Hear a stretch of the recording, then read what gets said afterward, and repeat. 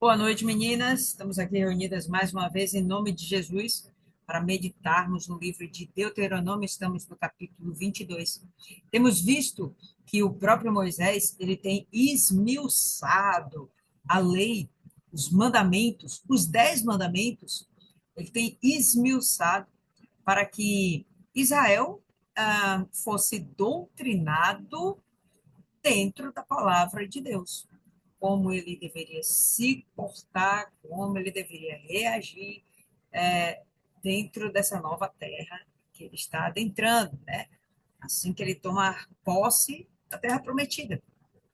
E hoje o que a gente vai ver são mais algumas leis, vamos dizer assim, leis que apontam para o amor ao próximo, leis cerimoniais de purificação e, enfim, Moisés está fazendo de tudo, usando de toda a sua sabedoria que veio do próprio Deus, diga-se de passagem, para ensinar esse povo, porque até aqui eles não têm uma Bíblia escrita.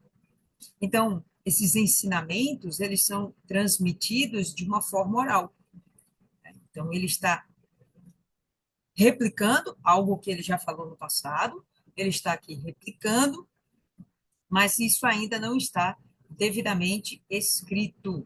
Isso está sendo feito, mas ainda não tem esse compilado dessa forma, tá bom? Então, vamos ver aqui mais algumas coisas e antes de mais nada, vamos pedir a direção ao Espírito Santo. Senhor nosso Deus, mais uma vez te agradecemos pela oportunidade que o Senhor nos dá de estarmos conhecendo mais da tua palavra e assim também diretamente conhecendo ao Senhor. Que o Senhor venha nos revelar aquilo que precisamos aprender, saber, para que possamos praticar e então nos aperfeiçoarmos. Cada uma de nós aqui tem um objetivo, cada uma tem uma necessidade, cada uma tem uma prioridade, mas em uma mesma fé, todas nós entendemos que a maior prioridade, a maior necessidade, o nosso maior desejo é termos comunhão com o Senhor. Então, Espírito Santo, que o Senhor venha nos unir cada vez mais a Ti, que o Senhor venha nos fortalecer ainda mais e aumenta a nossa fé e o nosso amor ao próximo. Que os ensinamentos que nós vamos ver hoje, parte deles nós sabemos que não é mais necessário praticar, mas parte deles nós entendemos que são extremamente necessários. Que o Senhor nos dê coragem, que o Senhor nos dê sabedoria para praticarmos toda a tua vontade de acordo com o seu mandato. Assim, nós nos colocamos mais uma vez à sua inteira disposição. Nos fortalece, nos forma, nos usa, segundo todo o teu querer. Estamos aqui justamente porque te amamos e desejamos te retribuir esse amor com tudo que nós somos, tudo que nós temos, tudo que nós pensamos. Que o Senhor, meu Deus, venha fazer prevalecer sempre a tua vontade e não o nosso ego em nossas vidas. Em nome do Pai, do Filho e do Espírito Santo. Amém. E graças a Deus. Amém, meninas? Então vamos lá. Abra sua Bíblia, Deuteronômio 22, e a gente vai ter o seguinte. Verso 1. Vendo extraviado o boi ou ovelha de teu irmão, não te desviarás deles. Restituí-los-ás sem falta ao seu irmão. E se o seu irmão não estiver perto de ti e não o conheceres, recolhê-los-ás na tua casa para que fiquem contigo até que teu irmão os busque e tu lhes restituirás. Nesses dois primeiros versos, nós estamos vendo uma possível perda material de alguém que nesse momento é chamado de irmão. E vamos entender irmão como alguém próximo, alguém um outro ser humano, uma outra criatura de Deus, alguém que está próximo de você. Esse alguém próximo perdeu um boi, um jumento, uma ovelha, perdeu algo. E você sabe que aquilo que está ali perdido pertence a alguém. Você conhece o dono disso aí. O que é esperado que você faça? Que você vá lá, recolha esse, em particular aqui, animal, e leve de volta para o seu dono. E caso você desconheça quem é o dono, guarde com você e aguarde o dono vir buscar. Se o dono aparecer, quando aparecer, então você devolverá aquilo que foi perdido. É muito comum nos dias de hoje, por exemplo, acontecer de dizermos achado não é roubado e a gente tomar posse daquilo que achamos. E tudo ok, realmente tudo ok, se você não sabe quem é o dono, ou se você não tem a mínima possibilidade de descobrir quem é o dono. Exemplo, um celular. Você é fácil identificar o dono daquele celular. Certa feita, de uma conhecida que ela encontrou um celular e o dono começou a ligar, né, para o próprio celular. E a pessoa, ela não queria atender porque ela queria tomar posse desse celular e vender, ganhar uma grana com isso. E na época ela chegou e me pediu, né, poxa, o que que eu faço, William? Eu falei, rapaz, não tem outra alternativa. Se você conhece o dono, você tem que devolver, simples assim. Isso não porque está escrito na palavra de Deus, mas é uma questão de bom senso, no mínimo. Mesmo que a pessoa não conheça nada da palavra de Deus, é uma questão de bom senso. Você sabe quem é o dono, aquilo não te pertence, devolve. E foi uma dureza de coração. Mas essa pessoa acabou devolvendo o celular, marcaram um ponto de encontro, e aí a coisa aconteceu. Então, Maiana pontua aqui como caráter. Vou concordar com você, Maiana. É uma questão de caráter. Se você sabe quem é o dono, por que você ficar com aquilo que não te pertence? Há um tempo atrás, nossa, muito tempo atrás, sei lá, uns 15 anos, eu estava numa, numa repartição privada e sentei no banco, estava esperando para fazer um pagamento. Não era um banco, mas eu ia fazer um pagamento nesse lugar. E aí sentei no banco enquanto esperava a caixa chegar. Cara, quando eu olhei assim, não tinha ninguém, ninguém, um ambiente super vazio. Nem a caixa estava presente, quando eu olhei para o lado, do meu lado, caramba, quatro notas novinhas de R$ 100. Aí eu cheguei prontamente, peguei e fiz o quê? Enfiei dentro do bolso. E aí eu fiquei olhando para um lado, para o outro, para ver se, porventura, poderia ter alguém que fosse dono daquele dinheiro, né? E aí, quando a caixa apareceu, eu fui falar com a caixa. E perguntei: alguém reclamou de algum dinheiro perdido por aqui? Não, não, certeza, ninguém comentou nada. Não, não, fiquei na minha, guardei meu dinheirinho e acabou. Dizimei e fiz a festa. Realmente ali não tinha dono e acho que ia ficar muito difícil achar um dono, haja vista que não tinha um nome, não, né? É algo diferente. Mas quando você sabe, né, quem é o dono, óbvio que você tem que devolver, né? Isso é tão óbvio que até está escrito na palavra de Deus. Não teria como ser diferente.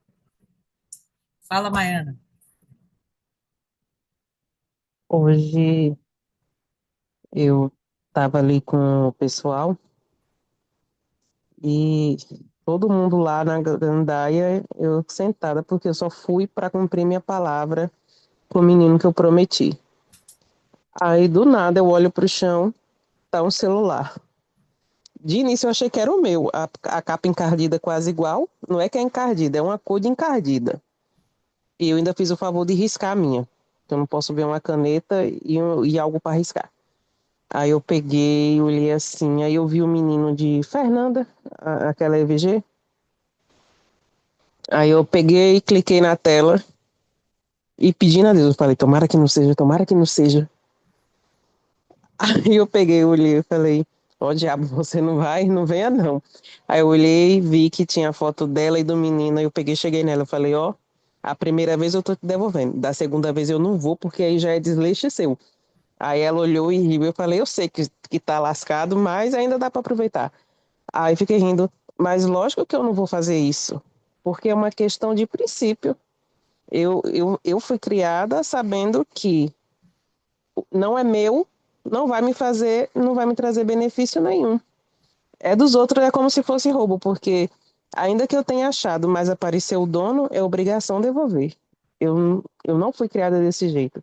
Aí ela ficou rindo, ela, mas você não achou a chave também não da moto? Eu falei, pelo amor de Deus, minha filha, aí você também já tá querendo demais, né?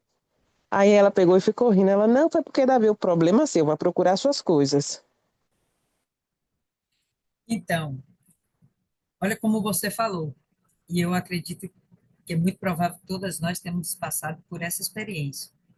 Nós fomos ensinados que o que não é nosso, não é nosso.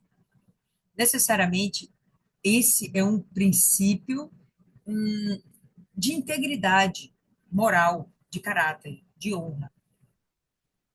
Quando Deus estabelece essas leis, o que ele quer instaurar dentro da gente é o amor ao próximo.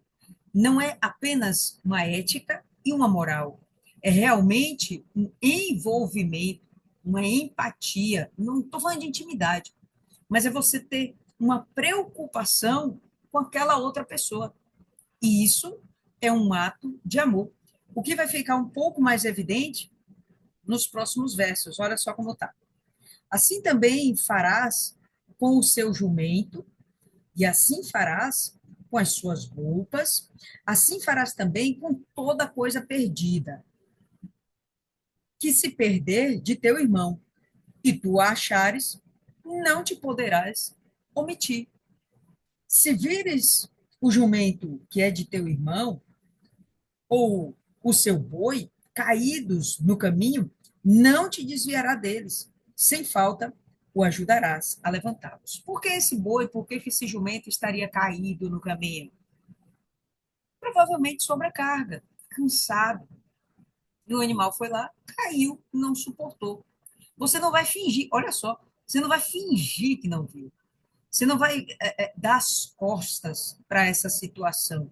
Não, você vai lá e você vai ajudar o animal. Você nem sabe de quem é esse bicho, mas você vai lá e vai cuidar desse animal como se fosse seu, manifestando o amor, que não é uma emoção, é simplesmente um ato, uma decisão de você fazer bem, querer bem ao próximo, ao trem.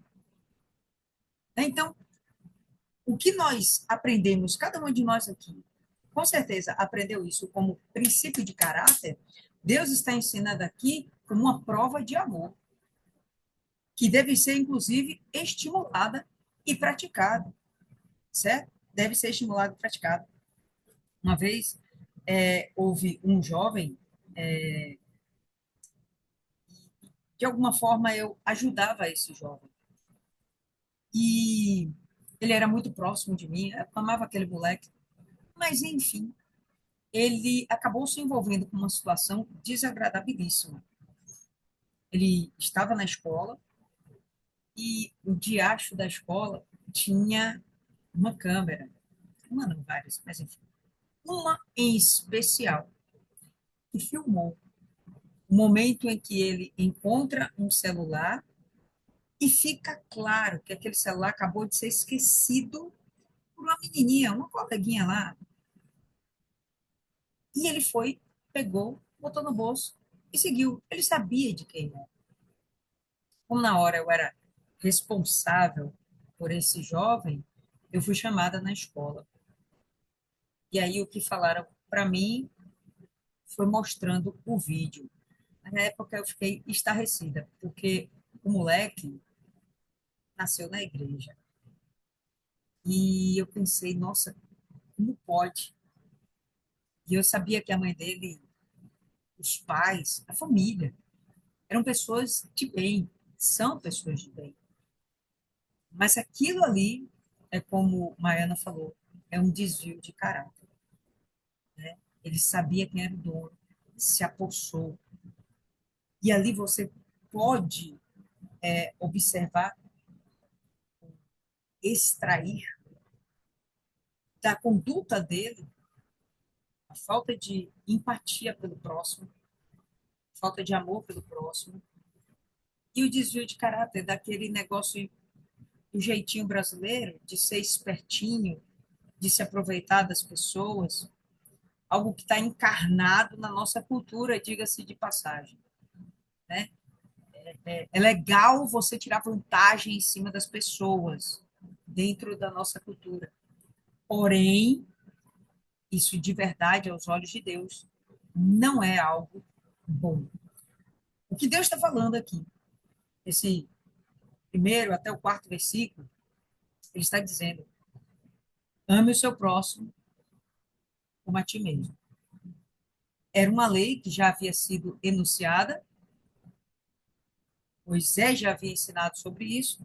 E só para a gente ter isso em mente, abra aí em Levítico, no capítulo 19, rapidamente.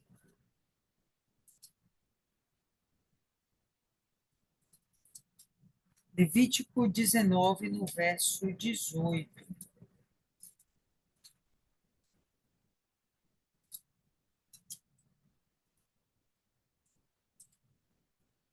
Está escrito assim: não te vingarás, nem guardarás ira contra os filhos do teu povo.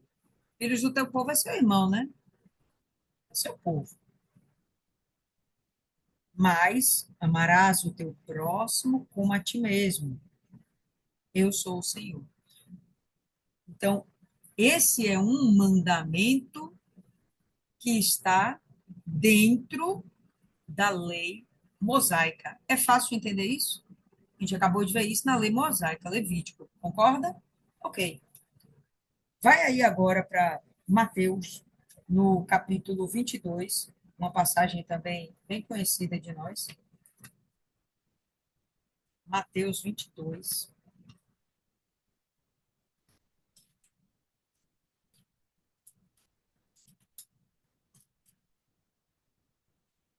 Verso 36. Mateus 22, 36. Jesus aqui ele está sendo inquirido pelos seus contemporâneos, né, os fariseus, doutores da lei. Mestre, qual é o grande mandamento na lei? Guarda essa palavra. O grande mandamento na lei. E Jesus lhe disse: amarás o Senhor teu Deus de todo o teu coração, e de toda a tua alma, e de todo o teu pensamento. Este é o primeiro e grande mandamento. O segundo, semelhante a este, é: amarás o teu próximo como a ti mesmo. Então, isso estava enunciado aonde? Na lei. Quando o doutor da lei, ele, ele está ali tentando o Senhor Jesus, né, testando o Senhor Jesus, ele está pedindo uma resposta e Jesus ele dá do jeito que ele pergunta. O que está escrito na lei, amarás o teu próximo como a ti mesmo. Vai aí agora para João, no capítulo 13. João, capítulo 13, no verso 34. Jesus, ele veio para cumprir toda a lei, verdade? Verdade. Mas como ele é o nosso novo sumo sacerdote, juntamente com isso, a mudança do sacerdócio, vem a mudança da lei. E olha o que ele fala, João 13, verso 34. Um novo mandamento vos dou. Pegou isso aí? Um novo mandamento. Quando a gente vê em Mateus Jesus falando, amar o próximo como a ti mesmo, ele está falando a respeito do que estava escrito. Mas agora, ele está aperfeiçoando a lei, vamos dizer assim. Ele está alterando a lei. E ele está dando um novo mandamento. Um novo mandamento eu vos dou, que vos ameis uns aos outros. Não é só o irmão, agora é geralzão, é você amar todo mundo. Vos ameis uns aos outros, como eu vos amei a vós. Que também vos ameis uns aos outros, vos ameis. Mas não amar como a si mesmo. Você tem que amar como Jesus te amou. E esse agora eleva essa medida de amor, eleva essa intensidade, eleva esse conceito de amor a níveis estratosféricos. A medida de Cristo. É um amor onde ele deu a própria vida por cada um de nós. Pula aí mais 2 páginas e vá para João 15, no verso 10. João 15, 10, ele vai falar: se guardares os meus mandamentos, mudou, né? Não é a lei mosaica, não são os mandamentos de Moisés, a lei de Moisés, não.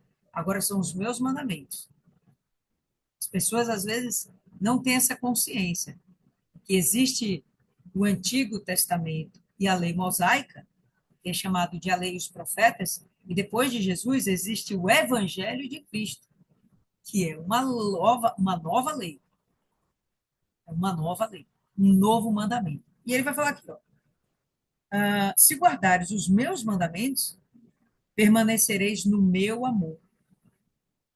Do mesmo modo que eu tenho guardado os mandamentos de meu Pai, e eu permaneço no seu amor. Quais eram os mandamentos do Pai? É mosaica. Quais são os mandamentos de Cristo? É o que ele está ensinando a partir de agora. Até aqui a lei mosaica funcionou. A partir de agora é outra história. Tenho-vos dito isto, para que o meu gozo permaneça em vós e o vosso gozo seja completo. O meu mandamento é este, que vos ameis uns aos outros, assim como eu vos amei. Não é mais como a ti mesmo. Então, ele elevou esse nível de amor, esse padrão, essa exigência de interação com o próximo. E só para fechar, Mateus, no capítulo 18. Mateus, no capítulo 18, a gente vai ver aqui um exemplo violento do que é um amor que não tem como ser medido.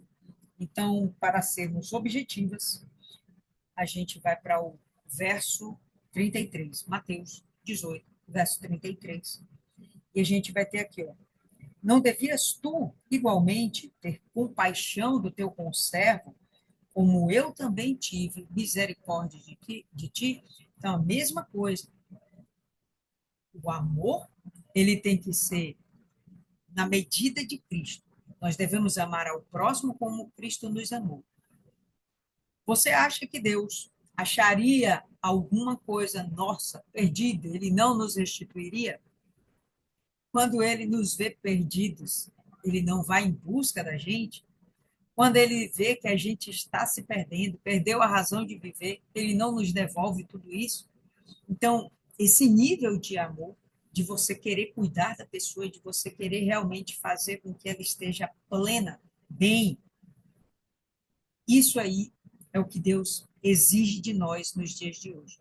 Não é uma coisa fácil de se fazer, verdade? Não é fácil amar o próximo como Jesus nos amou. Não é fácil. Às vezes o próximo nos irrita, às vezes a gente quer vingança, a gente está querendo tirar satisfação, a gente esquece, às vezes, que a vingança é do Senhor, não é nossa. Então, é como ele fala aqui: você devia ter agido igual a mim, você devia ter compaixão do seu conservo, do seu próximo, do seu irmão, como eu tive misericórdia de ti. Né? Esse é o caso daquele rapaz que devia muito e o rei perdoou, e ele tinha alguém que lhe devia pouco e ele não perdoou, foi muito intransigente, etc. E tal. Então a gente vê aqui que o que Jesus traz de mais novo ou de mais intenso, de mais importante, é o amor na mesma medida como ele nos amou, certo? Então, vamos voltar aí para Deuteronômio. Então, seja lá como for, se você perceber que, de alguma forma, a pessoa está sendo lesada, prejudicada, se você pode ajudar, se está no seu poder contribuir com o bem-estar daquela pessoa, não se omita, não fuja, não finja que não viu. Vai lá e faça o seu melhor. Verso 5. Não haverá traje de homem na mulher, e nem vestirá o homem roupa de mulher. Por quê? Porque qualquer que faz isto, abominação é ao Senhor, o teu Deus. Quando a gente busca um entendimento mais profundo dessa palavra, a gente vai perceber que no original essa palavra ela, ela quer se referir às coisas próprias dos homens, no sentido de armaduras, armamentos, utensílios típicos dos homens. Então, poderia acontecer não, acontecia de algumas mulheres entre os outros povos cultuarem seus falsos deuses vestindo armaduras. Deus ele não queria que houvesse nenhum tipo de correlação entre Israel e o povo pagão. As vestes em si, tanto dos homens quanto das mulheres, naquela época, diga-se de passagem, eram muito parecidas. Eram vestidos, né? Eram vestidos, túnicas, tanto homens como mulheres. A mulher poderia ter um algo a mais, mas normalmente eram coisas rústicas e muito parecidas. E eles não tinham uma festividade de, de roupas, eram poucas peças. Então, a ideia de vestimenta não é só aquela roupa, é realmente você usar coisas que são do feitio, do caráter do homem.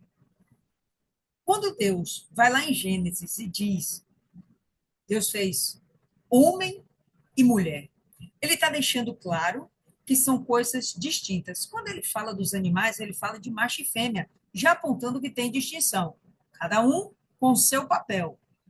Quando ele vem para os homens, para o ser humano, ele fala homem e mulher, cada um com o seu papel.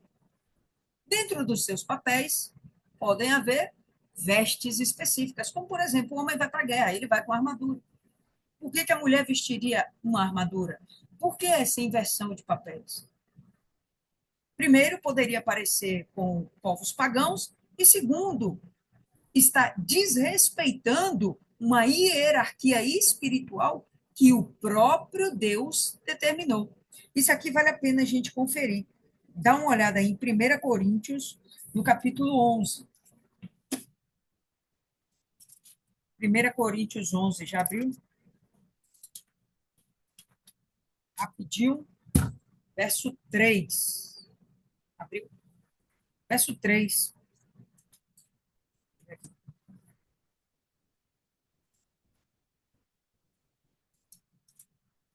Todo mundo? Vamos lá. Mas quero que saibais que Cristo é a cabeça de todo homem, e o homem a cabeça da mulher, e Deus a cabeça de Cristo. Existe uma hierarquia espiritual, e isso não deve ser alterado, porque isso está vindo do próprio Jesus. Quem está ensinando isso aqui? Paulo. Paulo ouviu isso de quem? Jesus. Esses ensinamentos estão vindo diretamente do próprio Deus. Deus, Jesus, homem, mulher. Isso não deveria ser mudado. Desde Gênesis até Apocalipse, até os dias de hoje. Isso não pode ser mudado. Então, a inversão de papéis infringe diretamente a ordenança de Deus. A mulher não foi feita para a guerra, assim como o homem não foi feito para estar no ambiente doméstico se comportando como mulher. Não é ele que amamenta, ele está ali como um referencial para toda a sua família, um referencial de segurança, um referencial de provisão, de cuidado, de zelo e de amor. Porém, cada um com os seus papéis. Então, a ideia de mudança de trajes, o que hoje se parece muito com os travestis, né? Essa ideia de mudança de trajes implicaria em uma mudança de posicionamento no reino de Deus, um posicionamento espiritual. Ok? Isso é abominação, Senhor teu Deus. Volta aí para Deuteronômio. Verso 6. Quando entrares pelo caminho, um ninho de ave numa árvore, quando encontrares pelo caminho um ninho de ave numa árvore ou no chão, com passarinhos ou ovos, e a mãe posta sobre os passarinhos ou sobre os ovos, não tomarás a mãe com os filhotes. Deixarás ir livremente a mãe, e os filhotes tomará para si, para que te vá bem e para que te prolongues os teus dias. Esse é um cuidado que Deus tem para a preservação da espécie. Se o indivíduo vai lá e quer usar os ovos, não sei, para alimentação, quer pegar o passarinho para criar em cativeiro, eu não sei bem porque ele faria isso. Mas o que a gente percebe é que a mãe, ela não deve ser posta em cativeiro. A mãe tem que ser liberta. Isso é muito fácil da gente entender o porquê. Porque a mãe depois pode gerar outros filhotes. Mas se ela for abatida ou presa, colocada em cárcere, juntamente com seus filhotes, com os ovos, então ela irá parar de reproduzir. E ali haverá a perda, a morte da espécie. Ok? Ah, aparentemente, aqui, o que Deus não quer é que haja uma mistura da vida com a morte. A gente vai observar aqui que Deus toda hora vai estar fazendo contrapontos, tá certo? Deixando claro que tem coisas que não podem ser misturadas. A gente acabou de ver que homens e mulheres não podem misturar seus papéis, assim como os, a vida e a morte não pode estar misturada. E a gente não está falando da morte apenas de um passarinho. Seria a morte de uma espécie, porque a mãe poderia não mais, poderia não, né? Ela morta não geraria mais filhotes. Ah, teria que matar todos para ter a eliminação da espécie. Sim, beleza, mas se vira moda, aconteceria, né? Hoje, nos dias atuais, nós temos várias espécies no mundo que já foram extintas pela ação do próprio homem. Inclusive, aqui no Brasil, nós temos um animal que é único, não existe em lugar nenhum do mundo, a arara azul. Só que no Brasil, há algum tempo atrás, só existia um espécime da arara azul. Sabe onde foram achar mais? Lá para o lado da Ásia, se não me engano. Os caras conseguiram comprar aqui, de uma forma clandestina, e levaram para a Ásia. E quando descobriram que tinha esses animais lá na Ásia, tentaram colocar o daqui para cruzar com o de lá, para ver se então, através dos ovos, se gerava, né, se mantinha a espécie aqui no Brasil. Era uma espécie que estava sendo extinta pela ação do homem, certo? Então, veja que Deus é Deus de detalhes. Ele não ama só o ser humano, obra-prima da sua criação, mas ele tem apreço por toda a sua criação. Afinal de contas, quando tudo foi concluído, ele disse que tudo era muito bom. Não foi só o homem que era muito bom, foi tudo. Ficou muito bom. Então, a gente vê aqui toda hora ele comentando a respeito do cuidado com a natureza, com animais, com plantas, como vimos, inclusive, na meditação passada. E o fato de você obedecer e preservar esses animais, né, o bioma daquele lugar, a, a biosfera daquele lugar, o ecossistema daquele lugar, isso é bom. Você vê que, juntamente com essa ordenança, tem uma bênção embutida. Olha lá. Ah, deixarás ir livremente a mãe e os filhotes tomará para ti, para que te vá bem e para que te prolongues os teus dias.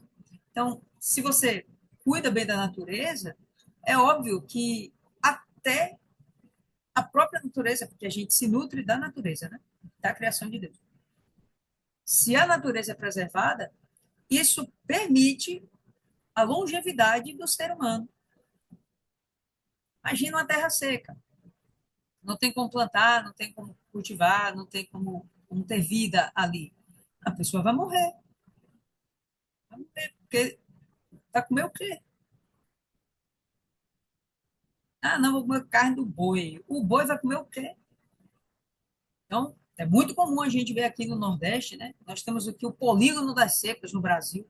É uma região no centro do país que é extremamente seca, extremamente árida. E ali é morte, morte em cima de morte. Morte animal, morte de vegetação, inclusive morte de seres humanos. Ainda acontece isso lá, certo? Justamente pela fome, desnutrição, por aí vai.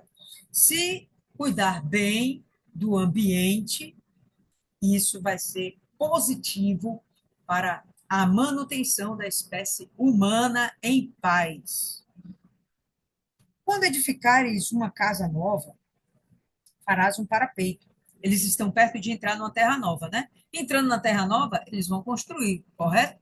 Então, quando eles construírem, isso é certo que vai acontecer. Não está aqui escrito se vocês fizeram a casa nova, né? Não. Quando vocês fizeram a casa nova, porque vocês vão tomar posse da bênção. Quando vocês tiverem uma casa nova, vamos lá. Farás um parapeito no erado, no terraço, para que não ponhas culpa de sangue na tua casa, se alguém, de algum modo, cair dela. Então, o que a gente vai perceber aqui é mais uma lei que reporta ao cuidado com o próximo, com outro ser humano. Isso aqui está, nesse verso, implícito também, uma mensagem de amor ao próximo. E uma preocupação tal que a casa é sua, você tem o seu terraço, né? A parte mais alta ali da casa, fez o seu terraço. Todo judeu tinha seu terraçozinho, tá? Isso para eles era muito importante. Se eles não fizessem um parapeito, um muro, e a pessoa caísse, acabasse acidentalmente, obviamente, caindo, a responsabilidade daquele sangue inocente era daquela pessoa que construiu a casa e não se preveniu para um infortúnio dessa natureza. Isso é extremamente interessante, pessoal. Em tudo nós temos de ter a responsabilidade de que os nossos atos, tudo que fizermos, pode interferir diretamente na vida ou morte de um próximo nosso, de qualquer pessoa. Quando você vai dirigir um carro, você tem que entender que aquilo é um bem seu, mas que você pode matar outra pessoa. Se você dirigir alcoolizado, né, sob efeito de entorpecentes, sob efeito de medicações, drogas que podem tirar a sua capacidade de raciocínio ou diminuir a sua capacidade de raciocínio, como, por exemplo, tarja preta. Aí você chega, toma tarja preta e vai dirigir. Você está se colocando em risco e colocando em risco outras pessoas. Se você conduz o carro, mata alguém numa condição como essa, você assumiu um risco. Você se tornou uma assassina. E não é culposa, é dolosa. É como se você tivesse intenção de cometer um crime. Então, aqui é a mesma coisa. Você está assumindo o risco de que alguém possa morrer porque você não fez uma proteção. Aqui em casa, eu tenho um lance, um primeiro andar, e tem um lance de escadas. E quando eu vim para cá, a primeira coisa que eu pensei, minha mãe vai ter que subir essas escadas em algum momento, ela é idosa e vai ficar mais idosa, eu tenho que criar meios para que ela não caia. E aí eu coloquei corrimão dos dois lados. E aí o pedreiro, a rapaz que veio colocar, né, o corrimão, ele chegou e falou: olha, não se coloca corrimão dos dois lados. Você coloca do lado da escada que não tem parede. Eu pensei, caramba, e se ela precisasse segurar com as duas mãos? Então, eu vou colocar o corrimão dos dois lados. Eu tenho o corrimão dos dois lados aqui da minha escada. Porque eu estou prevenindo que alguém, eu pensei em minha mãe, mas pode ser qualquer outra pessoa, né? Havendo a necessidade, tem que ter um apoio para evitar uma queda, uma fratura, traumatismo craniano, morte. Então, eu estou assumindo um risco quando eu trouxer alguém para minha casa e deixá-la subir uma escada desprotegida. Subir na sacada da minha casa sem um muro, né? Uma proteção. É isso aqui que ele está falando. Caramba, como é Deus de detalhes, né? E se a coisa acontece dentro da sua casa, você é culpado. Olha só o que a palavra vai dizer. Para que não ponhas culpa de sangue na sua casa. Culpa de sangue é a mesma coisa que você ser um assassino. E o que acontecia com o assassino? Vimos isso na meditação passada. O assassino, de sangue inocente, ele seria morto. Da mesma forma como ele matou, ele vai ter que ser morto. Existe um vingador de sangue, ele vai morrer. Né? Então, aqui é a mesma coisa. Você se comportaria, você assumiria a posição de um assassino. Macabro, né? Não semearás a tua vinha com diferentes espécies de semente, para que não se degenere o fruto da semente que semeares. E a novidade da vinha. A novidade da vinha é o fruto. A ideia de não misturar as sementes, rapaz, isso é uma coisa muito peculiar de Deus. Ele criou as espécies para que elas não se relacionassem, criou macho e fêmea de cada espécie, para que se relacionasse apenas entre si. Existe uma passagem onde Deus ele fala que não deveria haver a mistura nem mesmo entre as tribos de Israel. Então, uma mulher que fosse se casar, que ela se casasse com um homem que fazia parte da mesma tribo do seu pai. Sabe qual era a preocupação naquele momento? A transmissão da herança. Se ela de Judá se casasse com alguém de Gade, essa herança ia para quem? Para Gade? Poxa, mas está em território de Judá, isso pertence a Judá. Ia criar o quê? Conflito e confusão. Deus já está prevendo o que poderia vir lá na frente. A mistura entre as espécies, confusão. Nós temos hoje animais que foram fruto não de uma miscigenação natural, mas provocada, inclusive, pelo ser humano. Animais geneticamente modificados. Se eu não me engano, o pitbull é uma dessas espécies, mas tem várias outras, inclusive no mundo dos, dos caninos. Tem várias outras espécies que foram modificadas, né, através do ser humano. E a gente vê que são animais que perdem, vamos dizer assim, sua característica de sujeição ao ser humano. O pitbull, por exemplo, o animal é muito violento. E a depender da situação, Claro que todo mundo vai dizer, tem a criação. Beleza, mas a depender da situação, ele reage contra o próprio dono. Isso mostra o quão perturbador é a mistura de espécies. Deus já estava prevendo tudo isso lá atrás. E aqui a mesma coisa. Misturar sementes diferentes no mesmo lugar. Você vê que normalmente não é o que se faz. Então a gente vai plantar aqui milho, né? Beleza, só vai ser milho. Não, não, a gente vai plantar soja. Ok, é só soja. A gente vai plantar uva. Eu visitei alguns vinhedos em Gramado e sabe o que eu observei? Que ao redor dos vinhedos eles plantavam rosas, mas eles não plantavam as rosas no meio dos vinhedos, eles plantavam ao redor. E não era à toa. Por quê? Se a rosa tivesse algum problema, murchasse, morresse, isso seria o sinal de que uma determinada praga estaria naquele ambiente e poderia prejudicar a parreira, a videira. Então, eles tinham aquelas plantações de rosas, mas não era misturado com a parreira, não, era do lado de fora. Ainda que fosse um mecanismo de defesa e proteção para o cultivo da parreira, aquilo não estava misturado. Então, a mistura prejudica, né? Prejudica as culturas. Normalmente, não se faz realmente misturas. A gente pode observar isso nos nossos dia a dia. Ah, com o boi e com o jumento não lavrarás juntamente. Isso aqui é uma conversa que nós já conhecemos muito bem, que é o tal do jugo desigual. Quando os animais eles eram colocados para serem trabalharem na lavoura, o que acontecia?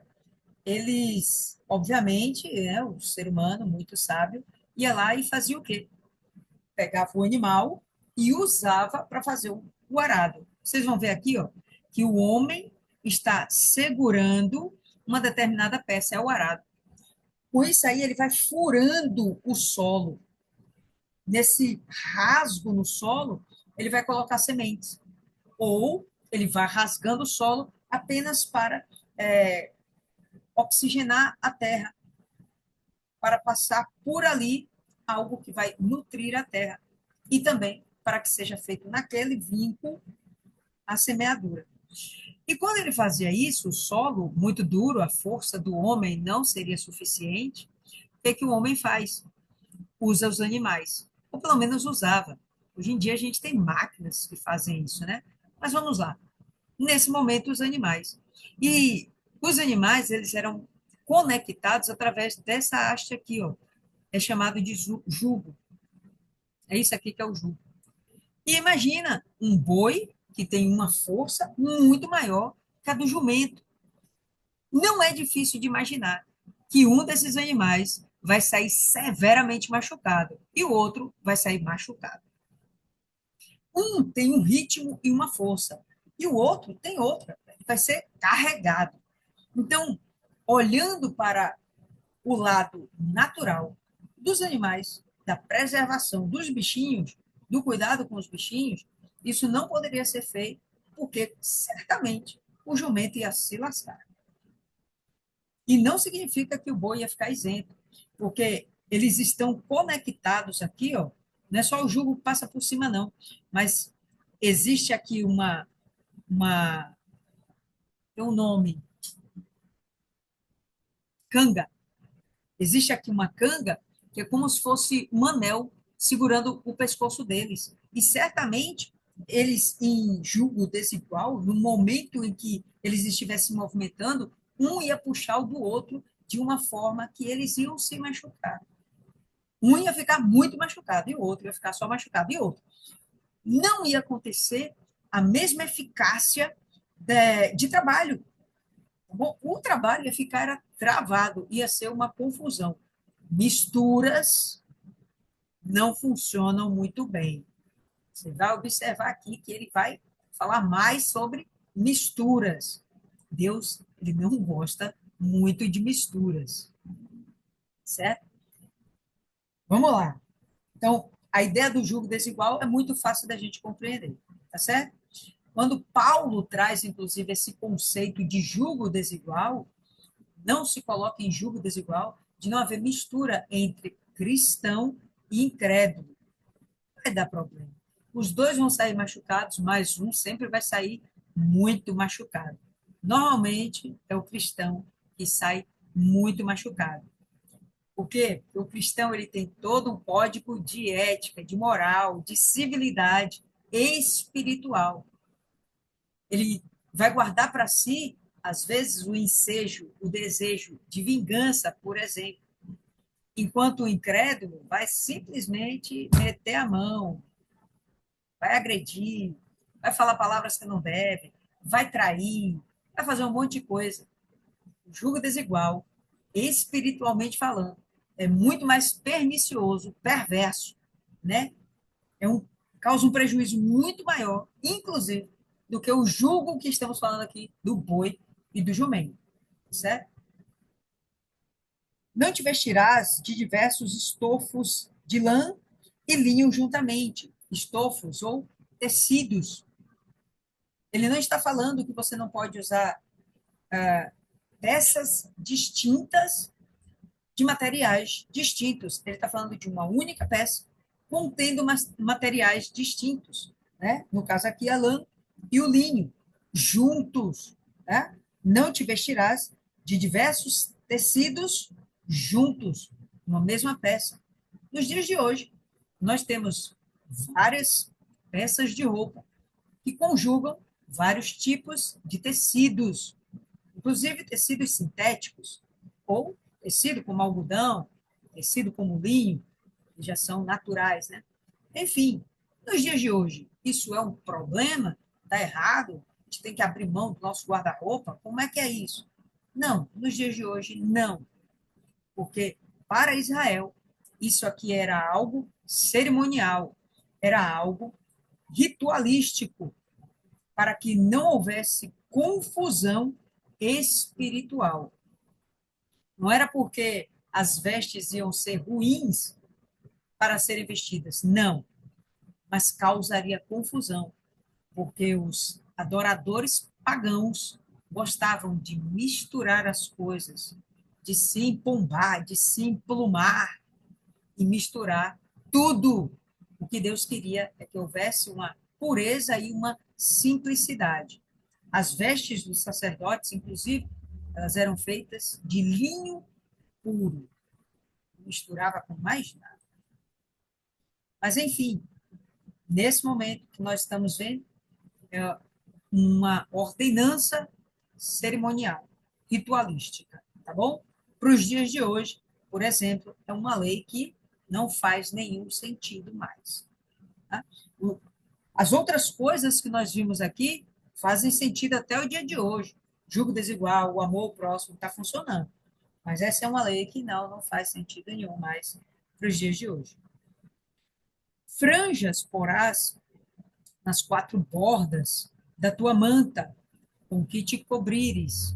Sinceramente, eu não compreendi muito bem o porquê disso aqui, mas seria como um diferencial entre Israel e os povos pagãos, certo? Inclusive nas indumentárias do sumo sacerdote existiam essas franjas, além das franjas, existiam outros adereços, né? Existiam outros adereços, inclusive outras peças de roupas, tá bom? Isso para mostrar o embelezamento do sacerdote diante de Deus. Ele não vestia aquilo toda hora, não. Ele só vestia quando ele estava no serviço dentro do tabernáculo, certo? Não sei bem porquê, não entendi bem, mas talvez isso aqui seja apenas para uma ornamentação, para embelezamento mesmo, tá bom? Franjas porás nas quatro bordas da tua manta com que te cobrires. Quando um homem tomar mulher, depois de coabitar com ela, a desprezar, em outras versões fala odiar, e lhe imputar coisas escandalosas, e contra ela divulgar má fama, dizendo: tomei esta mulher e me cheguei a ela, porém não a achei virgem, então o pai da moça e a sua mãe tomarão os sinais da virgindade da moça e levá-los-ão aos anciãos da cidade à porta. Lembra que falamos na meditação passada que tudo acontece na porta da cidade?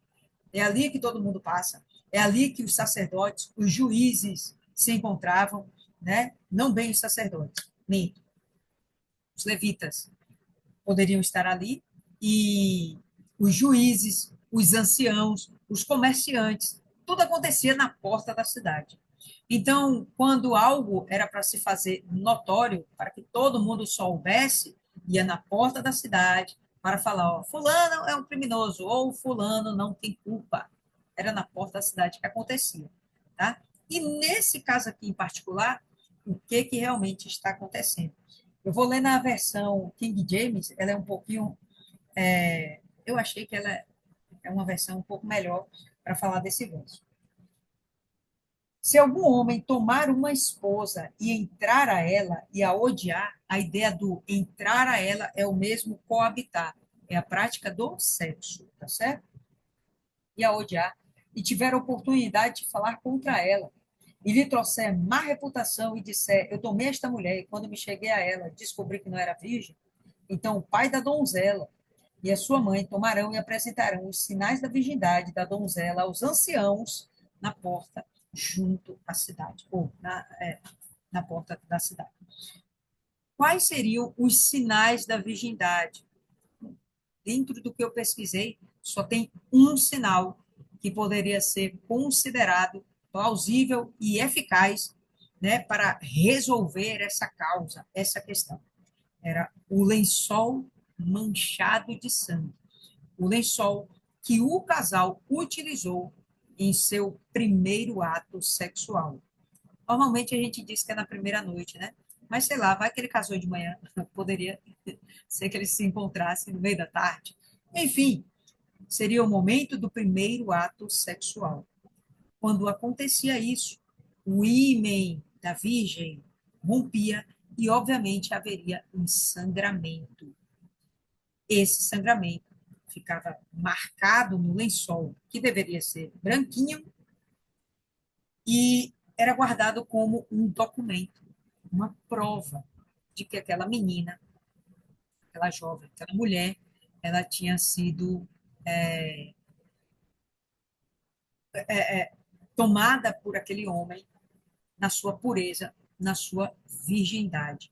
Virgindade, pessoal, que para aquele povo naquela época era. Ó, se nos dias de hoje a virgindade é valorizada, por mais que a gente perceba que o mundo está todo desorganizado, mas a virgindade ela é valorizada nos dias de hoje ainda, mesmo com o mundo parecendo um Sodoma e Gomorra. Imagina naqueles tempos, era muito valorizado, porque era a pureza da família, era a pureza da nova família sendo constituída. A virgindade, ela era preservada para o casamento. E esse casamento deveria ser para a vida toda. Vou dar a palavra aí a Maiana e a gente continua falando. Pode falar, Maiana. Pelo esses países, digamos a Turquia. Não sei se ainda é assim, mas pelas novelas de época que eu gosto de assistir, eles tinham o costume de não só entregar esse lençol manchado com sangue para os pais, como também em alguns lugares eles estendiam na janela. O lençol era estendido na janela justamente para que ninguém do local caluniasse a noiva. Ó, que vergonha. Se esse ímã não rompe em cima de uma veia, porque para sangrar o ímã tem que romper em cima de uma veia. Essa menina, ó, era difamada, viu? Ainda Outras bem que a coisas, gente não mora para aqueles lados. outras coisas que valem a pena ser pontuadas, Maiana, é o seguinte: essas mulheres que estavam casando, elas normalmente eram meninas, 10, 12, 14 anos de idade. Não é difícil a gente imaginar que mesmo que ela tivesse um ímã complacente, Não existe? Existe, não existe? O ímã complacente, que não se rompe. Se não se rompe, não vai ser sangramento. Mas é de se imaginar que, por serem meninas, o corpo não estava nem completamente formado ainda, mas elas seriam machucadas no ato, ainda que involuntariamente. Seriam machucadas. Não sei se vocês lembram aí da primeira vez de vocês, mas machucava, machucou, entendeu? E haveria algum nível de sangramento, especialmente em meninas tão jovens como eram normalmente. Acredita-se que Maria não passava de 15 anos. Maria, mãe de Jesus, não passaria de 15 anos quando ela casou com José, certo? Então, era muito comum. Então, eu acredito que de qualquer forma haveria o sangramento. Nos dias de hoje, nós temos o ímã complacente. Se naquele tempo houvesse esse risco, eu acho que Deus estaria colocando uma regra injusta.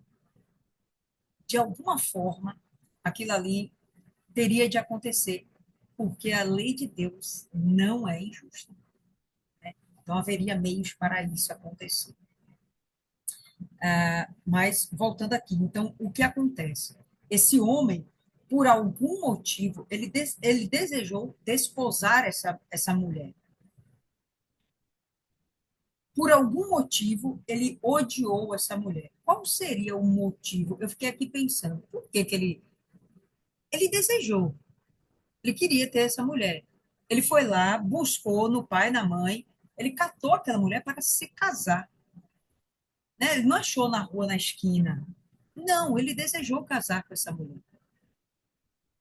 E ele a odiou. Ele não a odiou porque ela não era virgem.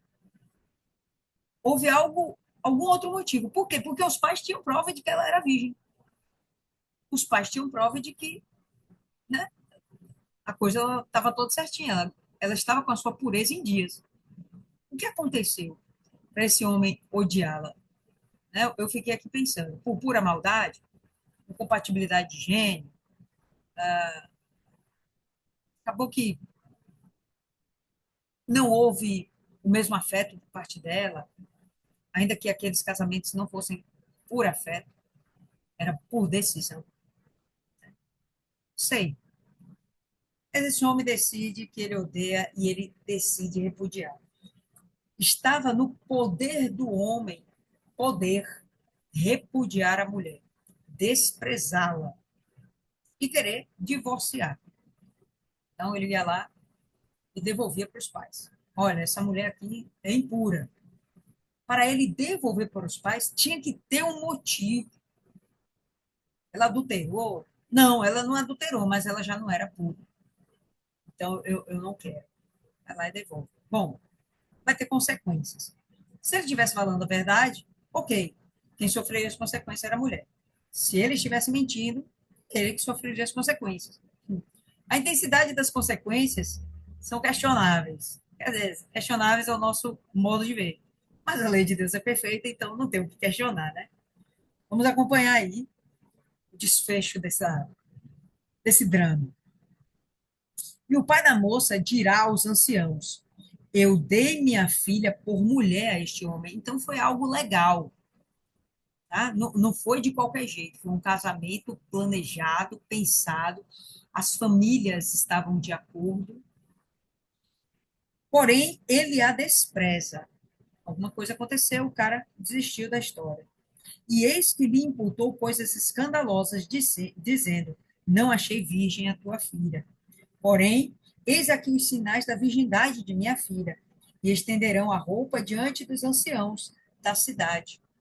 Então, todo mundo ia ver. O Maiana aí trouxe, né, essa curiosidade. Eu não sabia que era feita assim na Turquia. Mas, enfim, estava lá a prova. E a prova só existia porque, se necessário fosse, ela estava lá para ser mostrada. Então, está aqui, ó, manchamento de sangue. E, enfim. Vocês sabem o que acontece que o homem também pode sangrar? Uma vez aconteceu de uma obreira e um obreiro casarem. Isso foi muito, muito engraçado. E Eu não sei se ela era virgem, não sei, não sei, poderia ser, mas eu sei que ele era. E quando eles se casam, na lua de mel, eles eram muito próximos de minha mãe, e eles ligaram para minha mãe, meio que desesperados, porque ele sangrou no ato. Enfim, trouxe aí só de curiosidade para vocês. Então, os anciãos da mesma cidade tomarão aquele homem e o castigarão, porque viram que ele estava mentindo, ele estava difamando a menina, né? E estava envergonhando, humilhando a família. Então, isso era terrível, isso era terrível. Assim sendo, ele agora vai ser punido. Qual a punição desse rapaz? E o multarão em 100 ciclos de prata, e os darão ao pai da moça, porquanto divulgou má fama sobre uma virgem de Israel. E lhe será por mulher em todos os dias, não a poderá despedir. Então, ele estava desprezando, mas houve prova cabal. Essa menina era pura, você não tem motivos para desprezá-la. Vai continuar casado com ela. E aí eu fico aqui pensando, e talvez vocês também, como fica a cabeça dessa mulher, sendo obrigada a manter-se nesse casamento. Eu não sei como eu ficaria, não sei. E nem ele também, né? Não sei. Mas eles deveriam manter o compromisso em vigor. Pessoal, para Deus, o casamento é justamente essa conjunção carnal. Quem foi o seu primeiro homem? Ele foi o seu primeiro marido e deveria ser o único. Ah, casei virgem, Lília. Arrebentou. Você fez a coisa certa. E esse homem com quem você está, ele deve ser o único e último. Acabou. Para o resto da sua vida. É assim que Deus quer. Ah, Lília, ele morreu, fiquei viúva. Beleza, você tem todo o direito de casar de novo. Não tem problema nenhum. É considerada virgem de novo. Você pode casar. Porém, o que nós vemos nos dias de hoje é uma bagunça tal que se torna abominação aos olhos de Deus. Da mulher querer se comparar ao homem, percebe que não está sendo considerada a virgindade do homem. Isso, na verdade, não importava para eles. O que, o que demonstrava a pureza da família, a santidade naquele lar, era a pureza da mulher. De onde vão sair os filhos? Quem é que vai edificar aquela casa?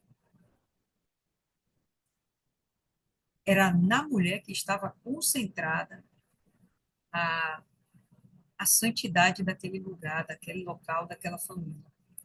Nos dias de hoje, não é diferente. Vamos combinar que Deus, ou melhor, Jesus, ele quer uma noiva imaculada, uma noiva virgem. Claro que o sentido da noiva de Deus é a virgindade ou a pureza, melhor dizendo, é espiritual, não é física. Até porque a igreja, ou melhor, a noiva de Cristo não é uma pessoa, né? Ele não vai se casar com uma pessoa, ele vai se casar com um conceito, com pessoas que decidiram amá-lo e servi-lo, né? Mas ele exige essa pureza. Como essa pureza nos dias de hoje é a pureza espiritual, da pessoa não ter outros deuses além do nosso Deus único e confiar em Jesus acima de qualquer coisa. Então vamos lá. Porém, se isto for verdadeiro, que a virgindade não se achou na moça, então levarão a moça à porta da casa de seu pai.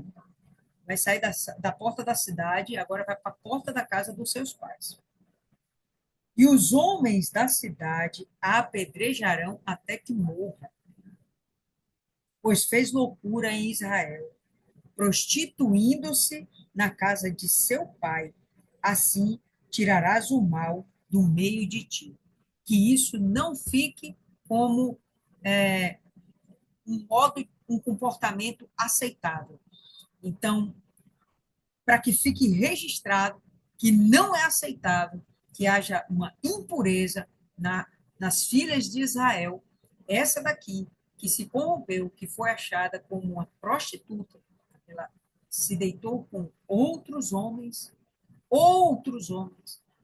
Ela teve pelo menos um homem antes do seu, que seria marido.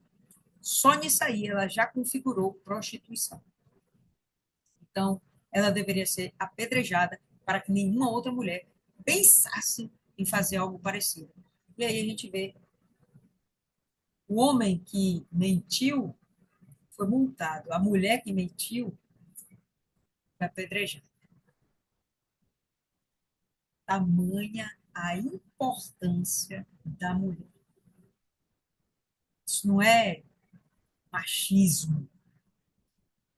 Isso, pelo contrário, aponta para o cuidado, o zelo, o jeito como Deus olha para a família onde a mulher conservou a sua pureza. Isso aqui, pessoal, são mandamentos de Deus. Não é invenção de homem. São mandamentos de Deus. Quando um homem for achado deitado com mulher que tenha marido, então ambos morrerão. O homem que se deitou com a mulher e a mulher. Assim tirarás o mal de Israel. Porque aqui está configurado claramente um adultério. Os adúlteros têm de ser apedrejados. Certinho? O homem se deitou com uma mulher casada. Ambos estão em adultério. Apedrejamento.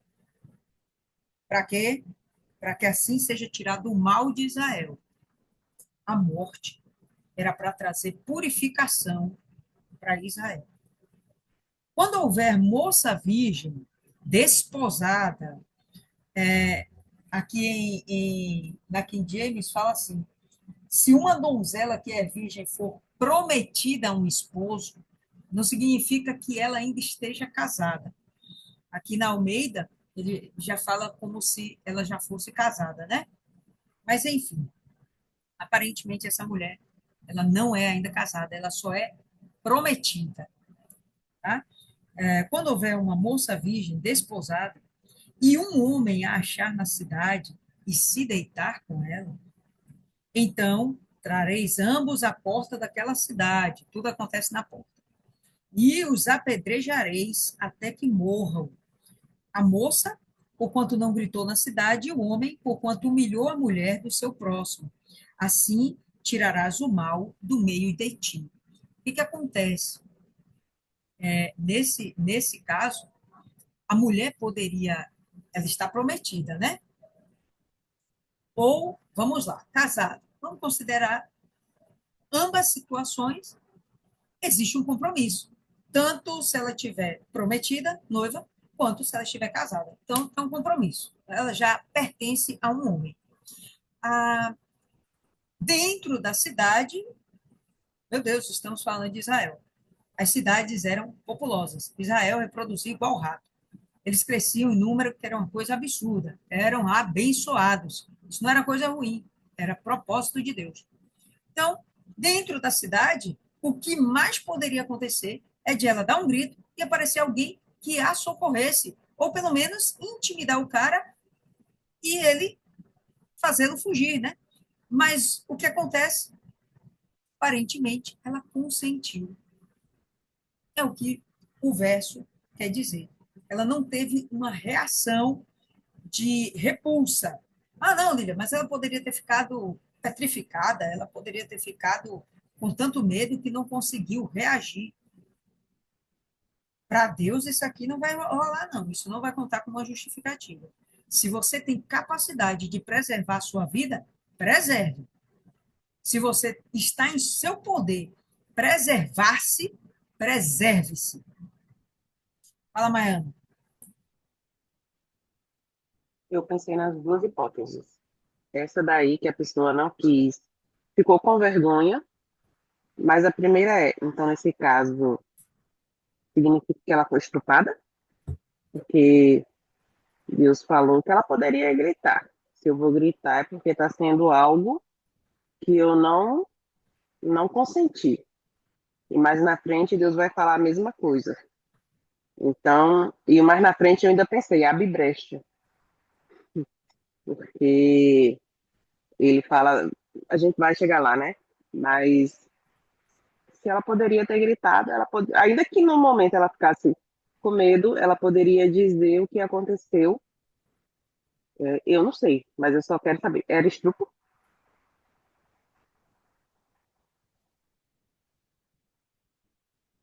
Se você não tomou uma atitude de defesa, é como se você estivesse sendo conivente. Eu acho, eu nunca passei por uma situação dessa, graças a Deus, mas eu penso assim, tudo que você tem de mais precioso para aquela mulher, para aquele tempo, vai ser completamente destruído naquele momento.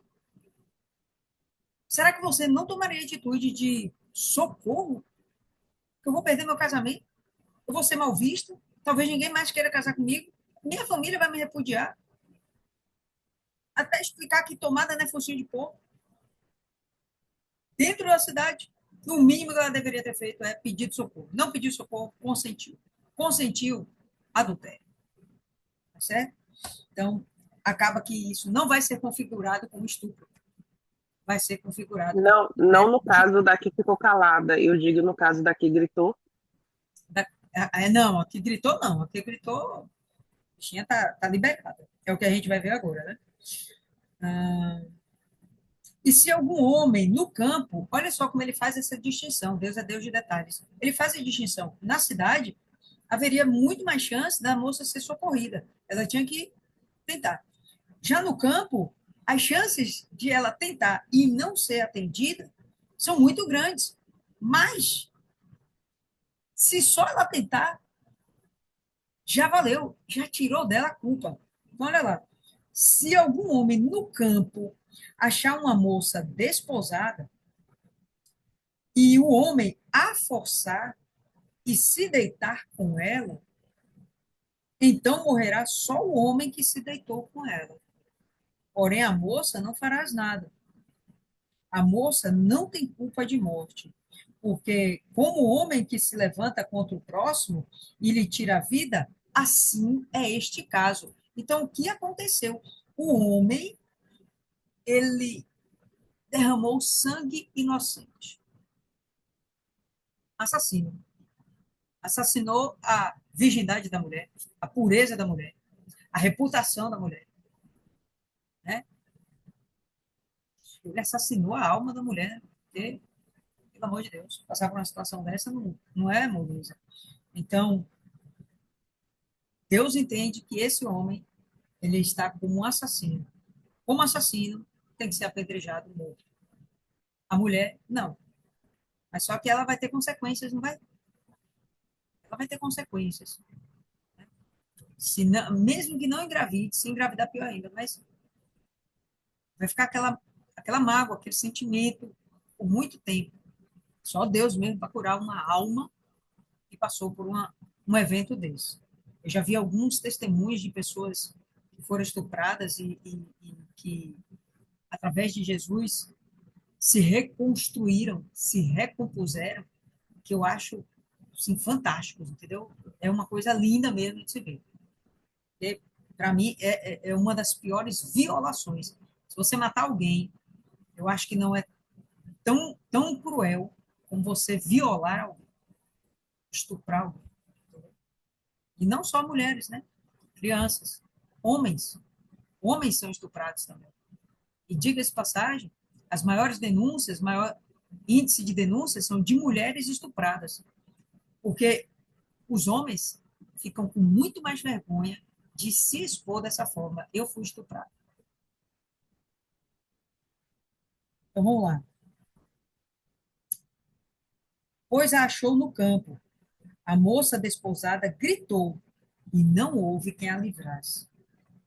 Quando um homem achar uma moça virgem, que não for desposada, e pegar nela, e se deitar com ela, e forem apanhados, esse caso aqui parece que está tendo uma anuência, né? A moça está concordando. Então, o homem que se deitou com ela dará ao pai da moça 50 ciclos de prata, porque a humilhou. Lhe será por mulher, não a poderá despedir em todos os seus dias. Ele contraiu aqui um casamento. Ele vai ter que assumir essa mulher, o fato de ter se configurado uma humilhação, porque não foi algo com o consentimento dos pais, não houve uma concordância, não houve um preparo, tá certo? A sociedade não foi comunicada, então configurou uma vergonha para a família. Então, ele vai ser multado, mas a partir de agora ele também tem que assumir para que seja tirada a vergonha, inclusive da própria mulher também.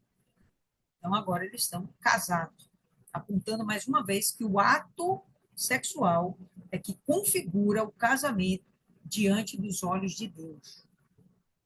Nenhum homem tomará a mulher de seu pai, nem descobrirá a nudez de seu pai. Acabou que Rubem fez isso com Jacó, né?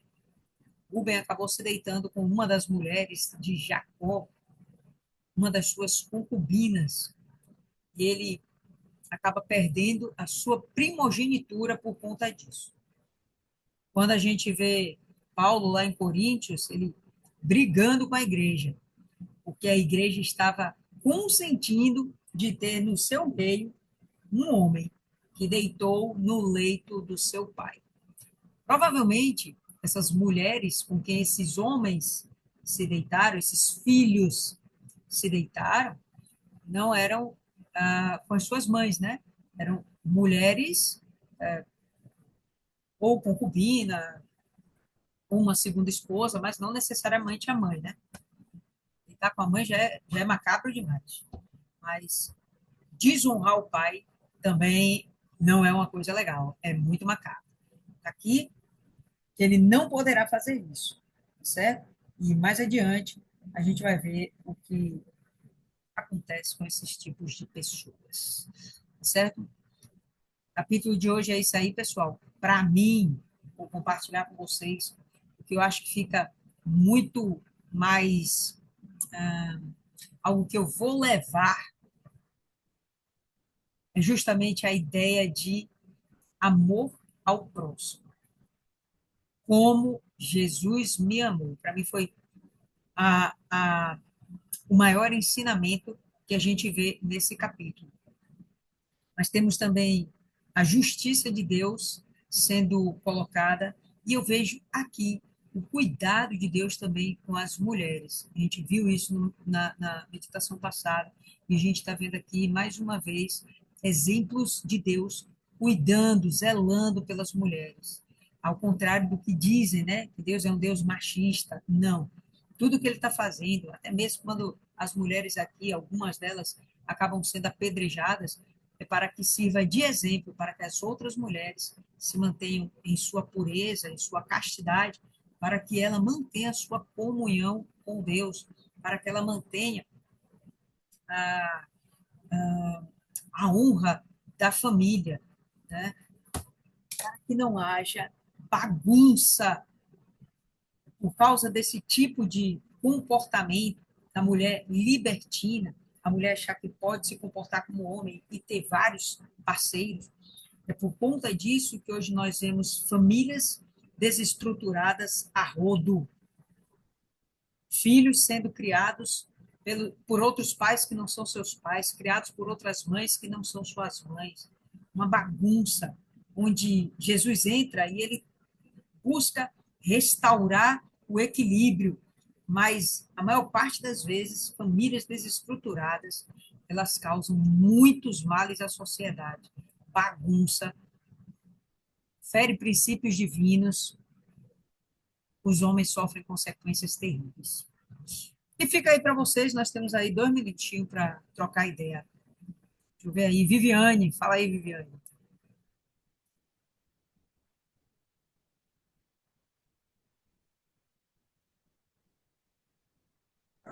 Boa noite, meninas. Boa. O que ficou para mim Eu também dei umas pesquisadas aqui em algumas coisas, ajudando a Bíblia. Show. É, eu achei assim que se o mundo, a Bíblia é tão importante, se o mundo, se as pessoas, né, meditassem na palavra de Deus, o mundo não estaria dessa forma, né? Porque Deus deixa tudo alinhado, né? Ele deixa tudo assim para a pessoa seguir, né? E a desobediência, o povo não sei não. Aí, nesse primeiro capítulo,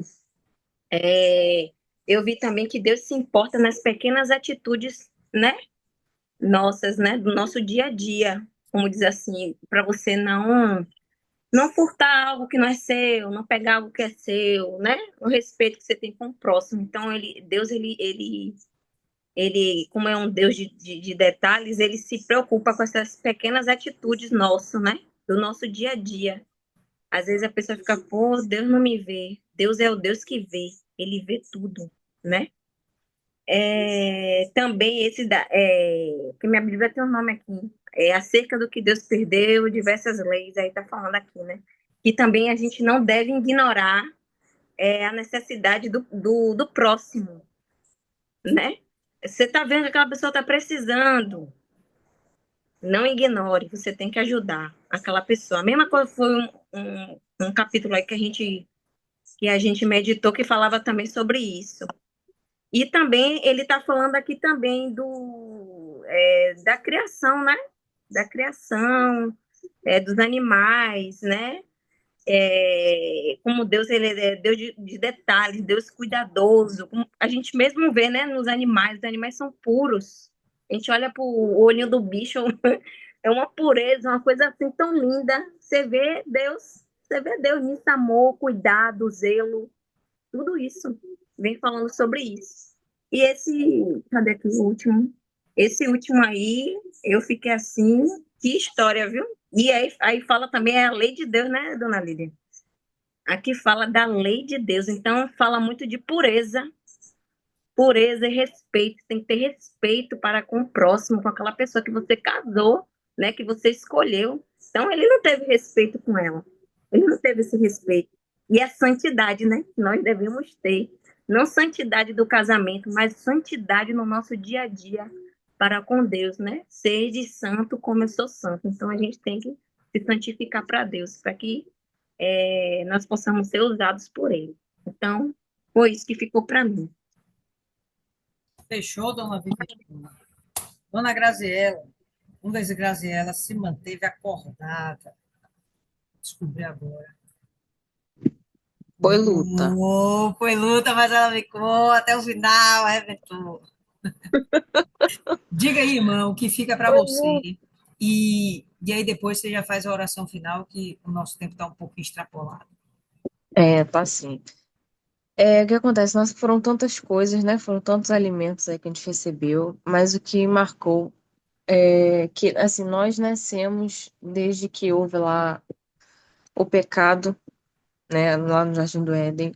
Então a gente já nasce com o pecado, né? Você vê, assim, a criança ir lá roubar um celular, ou a criança ir lá e desobedecer, porque ela já nasce com o pecado. Então, a nossa luta, ela continua. Ela continua porque sempre vai ter uma situação para a gente se desviar, para a gente querer desagradar a Deus, mas cabe a nós termos a sensibilidade para ouvir a voz de Deus, né? E em relação também, né, ao amor ao próximo, ter a sensibilidade para entender que o nosso próximo está precisando de uma ajuda, entende? Né, para a gente realmente tentar ter essa sensibilidade de se colocar no lugar do outro e de realmente estender a mão, né? De estender a mão, às vezes você pode fazer o bem. Essa semana mesmo eu passei por uma situação dessa, né? E eu tenho uma moça que me ajuda aqui e ela ficou doente. E ela tava sem, ela não tinha nem como comprar o remédio dela, porque ela vive disso, né? E aí eu falei assim, poxa, eu vou ajudar ela, né? Ela nem veio, mas eu fui lá, poxa, ajudei, entendeu? E eu falei, olha, quando você ficar boa de saúde, você vem, mas não é por isso não, é porque eu sei que você não pode trabalhar. Deus me tocou ali e eu me coloquei no lugar dela. Poxa, eu poderia ser eu, né? Tá nessa situação. Então, a gente praticar isso, viver a palavra de Deus, porque é isso que Deus espera da gente, né? Então vamos orar. Senhor, meu Deus e meu Pai, em nome do Senhor Jesus, Senhor, nós te agradecemos, meu Deus, pela tua palavra, te agradecemos, meu Deus, por esse alimento que recebemos do Senhor, meu Pai. Que essa palavra, ela não, ela venha ficar guardada no nosso coração, mas que acima de tudo ela venha dar frutos, meu Deus. Que quando surgirem, meu Pai, as situações, meu Pai, que nós venhamos lembrar e realmente, meu Deus, colocar em prática, meu Deus. Porque o que o Senhor quer de nós, meu Pai, é que nós venhamos te obedecer, meu Deus, e te servir com a nossa vida, meu Pai. Então, meu Pai, que o Senhor venha receber, meu Pai, a nossa vida, receba, meu Pai, o nosso coração, e que o Senhor nos dê força, nos sustente, meu Pai, dia após dia, meu Deus, até a tua vinda, meu Pai. Perdoa os nossos pecados, perdoa as nossas falhas, as nossas iniquidades, meu Pai. E nos ensina, meu Deus, a andar de acordo com a tua vontade, meu Senhor. Nós te louvamos e te agradecemos, meu Deus, por esse momento, pela oportunidade, meu Pai, de estarmos aqui, meu Deus, compartilhando, meu Pai, e ouvindo e aprendendo, meu Pai, mais do Senhor. Que nós venhamos, meu Pai, aprender dia após dia, meu Pai. Abençoa a vida, meu Pai, da tua serva, meu Pai, que está à frente desse trabalho. Que o Senhor, meu Pai, venha iluminar, meu Pai, cada vez mais, meu Pai, a mente dela, para que nós venhamos receber esse alimento vindo de ti. Te louvamos e te agradecemos por tudo, em nome do Pai, do Filho e do Espírito Santo, meu Deus. Amém. Amém, pessoal. Então é isso aí. E até a próxima meditação. Deus abençoe todas vocês. Tenham uma excelente semana em nome de Jesus. Amém.